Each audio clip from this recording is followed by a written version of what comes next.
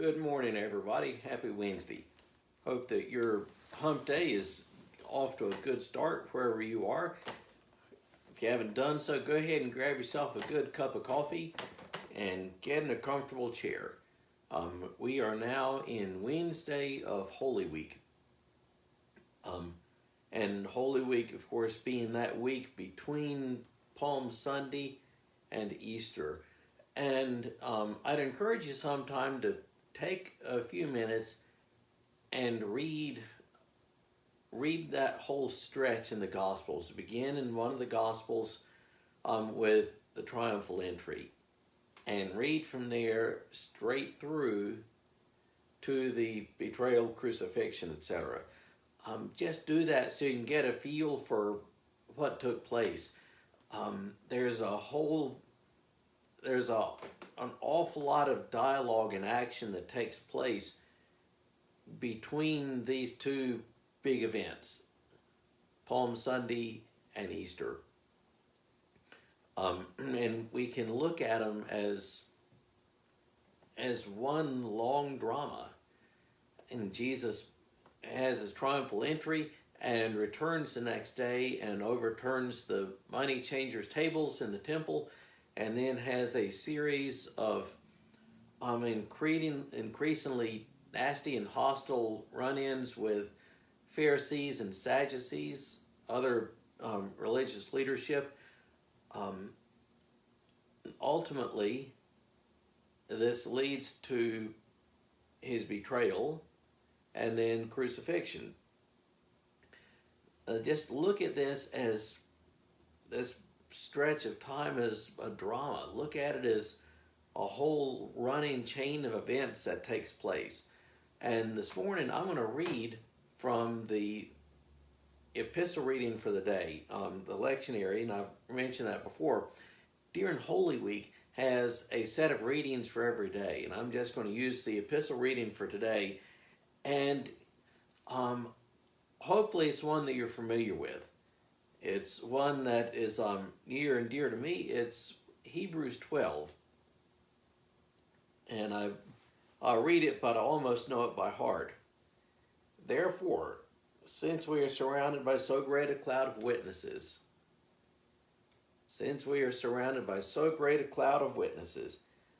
let us also lay aside every weight and sin which clings so closely, and let us run with perseverance the race that is set before us, looking to Jesus, the author and perfecter of our faith, who for the joy that was set before him endured the cross, despising the shame, and is seated at the right hand of the throne of God.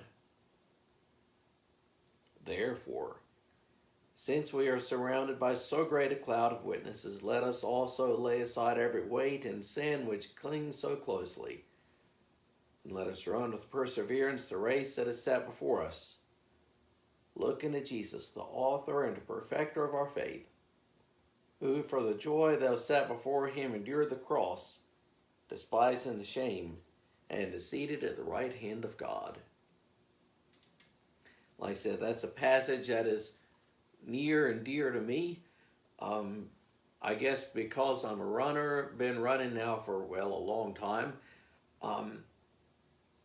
It's one that I can relate to. So I just want to dig into it for a minute. Therefore, since we are surrounded by so great a cloud of witnesses.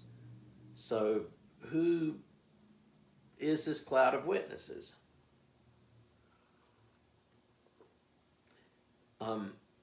Context. Hebrews chapter 11 is known as the Hall of Fame of Faith. And the writer of Hebrews goes through all of a long list of heroes and heroines of the faith of the Old Testament, recounting all that they had done and all they had suffered. And so they become the great cloud of witnesses. Therefore, since we are surrounded by so great a cloud of witnesses, that cloud of witnesses is Abraham and Sarah and Isaac and Rahab and Isaiah and Daniel and all the others from the Old Testament. Um, they are the great cloud of witnesses. They're called the Hall of Fame of Faith that's found in Hebrews 11. Um, Also, I don't think it'd be too great a stretch to imagine that the great cloud of witnesses isn't just the saints who've gone before, but also the saints who surround us now. I don't know that that's exactly what the writer of Hebrews has in mind, but I don't believe it's too great a stretch to imagine that the saints who surround us now are also part of the great cloud of witnesses.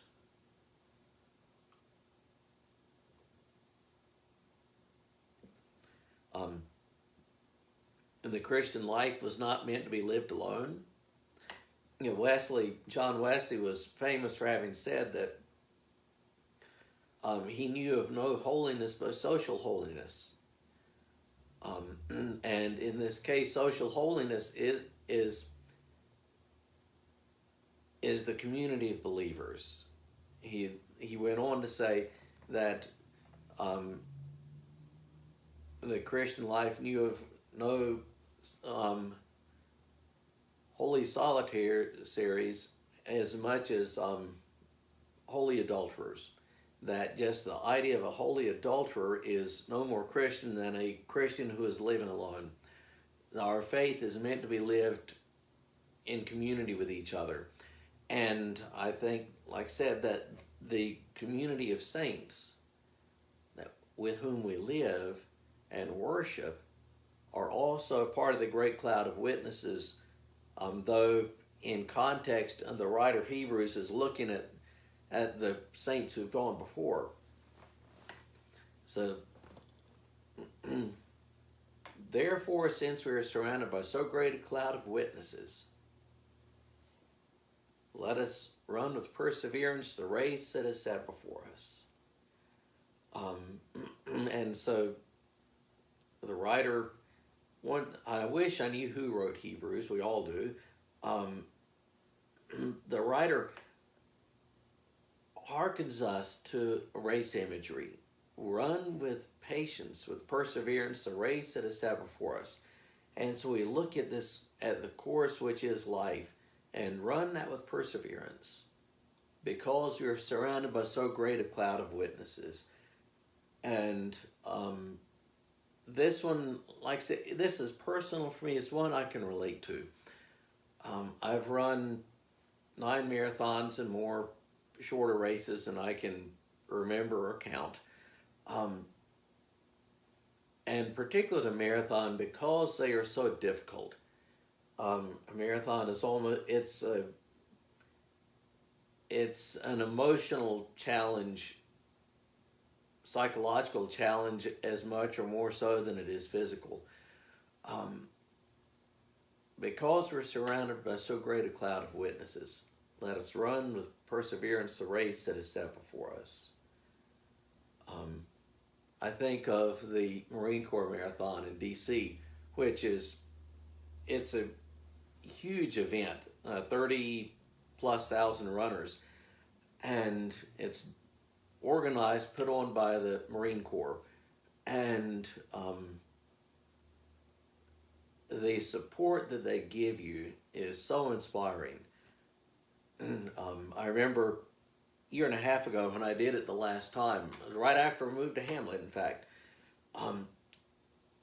You start, and they're right by Arlington National Cemetery. You begin with the sound of a howitzer being fired. The start of your starter's gun is a cannon, and as we started off, there are all these Marines on either side of the road, several ranks deep, with flags, and it is so inspiring. And I remember running past him and just yelling out, "Thank you, Marines! Thank you, Marines!" And they responded in their hoorah chant. And as you run along that course over 26 miles, there's a very, very heavy Marine Corps presence, and along the fact that it's in a major city, which is inspiring. Just that, all of those people, it's inspiring.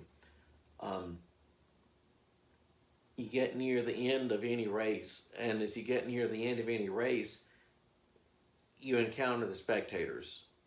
In that race of any distance, you encounter the spectators, and you draw from that. And no matter how tired you are, you can always put out just a little bit more effort because there are all those people there. Therefore, since we are surrounded by so great a cloud of witnesses, two things I remember I guess this would have been in December of 2006, 2007.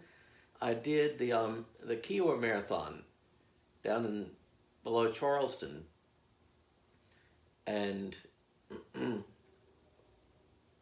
at mile 20, I had picked up the pace, was feeling good. By mile 23 or 24, I was leaking oil, hurting badly.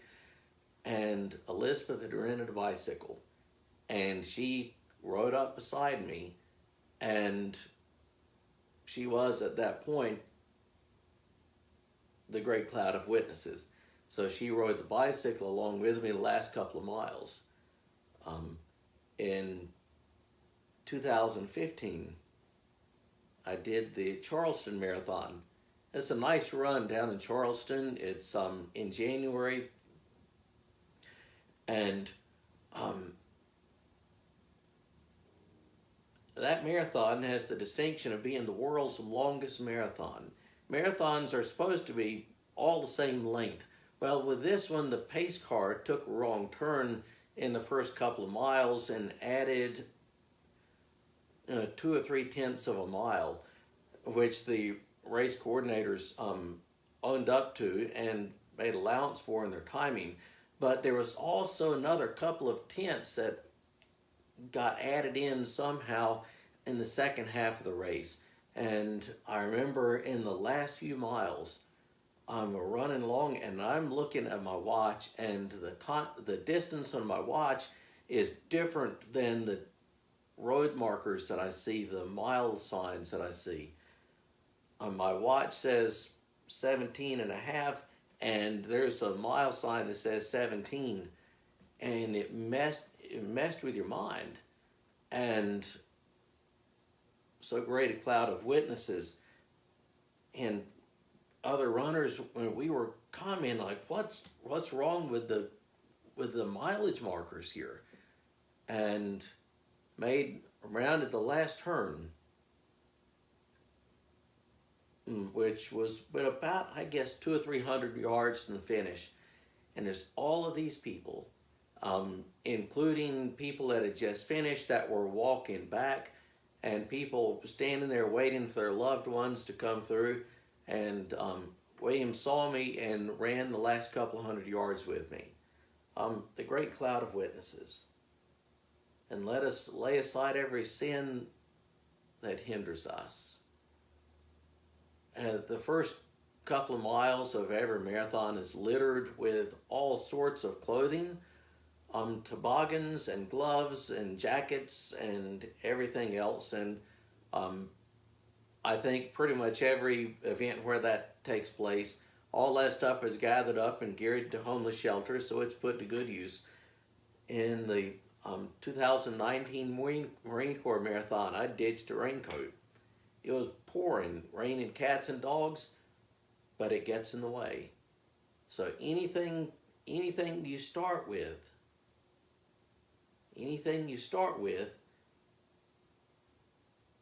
if you don't absolutely need it, you ditch it. Because what you start with, you've got to carry for 26 miles. And so you lay aside everything. You lay it aside if you don't absolutely have to have it to get from point A to point B.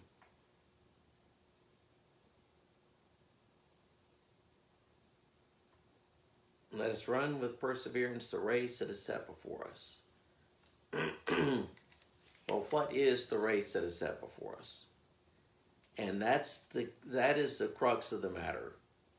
For us as believers in the middle of Holy Week, as we anticipate Maundy Thursday tomorrow and Good Friday the day after that, and Resurrection Day this coming Sunday, what is the race that is set before us?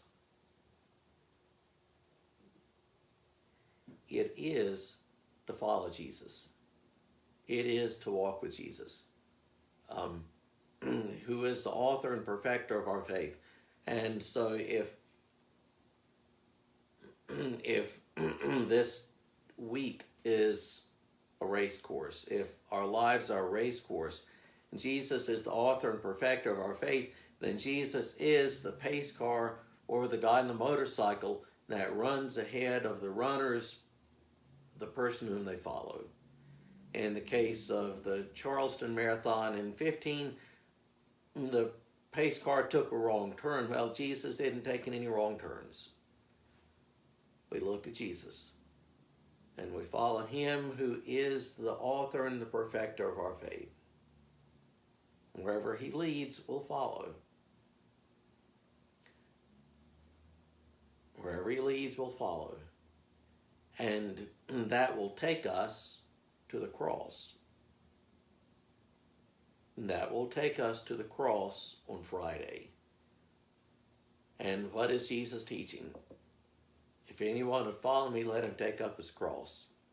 If we're going to follow Jesus, we must take up our cross and truly follow him. And we do that with the encouragement from the great cloud of witnesses. Therefore, since we are surrounded by so great a cloud of witnesses, my friends, in the middle of this Holy Week, look to the great cloud of witnesses, those saints that have gone before. And those saints, Abraham and Sarah, Isaac and Rebekah, Elijah and Isaiah and Rahab,